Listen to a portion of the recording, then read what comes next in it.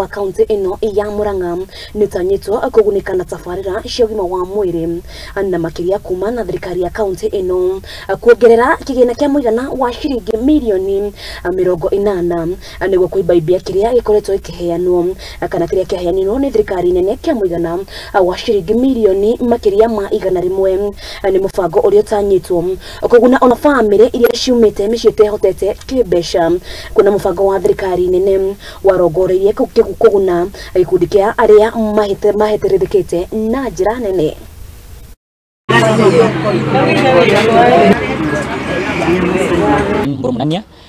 Deputy Governor, Murang'A County Government. Here at Bombo Railway Market on behalf of His Excellency Dr. Irungo Kangata on a drive on registration of the second cohort of Kangata Care beneficiaries. Today we are picking indigents across the county and we are using all our primary schools as the point of collection. So we are urging all people from Murang'A County. Today is the day that you can go to your nearest primary school and get registered for Kangata Care card. Yes, Joki, wa huku Bomboreri Market. Sisi tumeshukuru sana juu wakati tuliambiwa tuamke mapema tuje tupewe kadi ya Kangata Care, tumekuja mapema huku.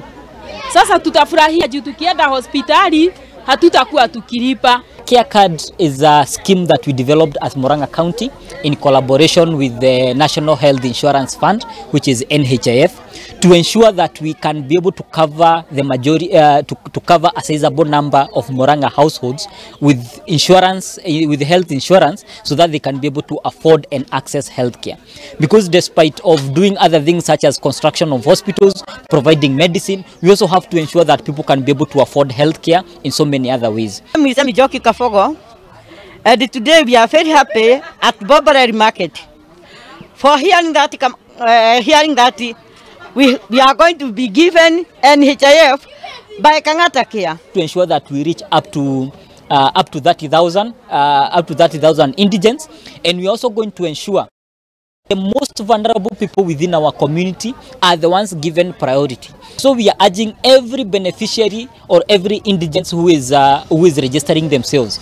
They need to ensure that they register either their wives, their husbands, their children, or people who are within their care.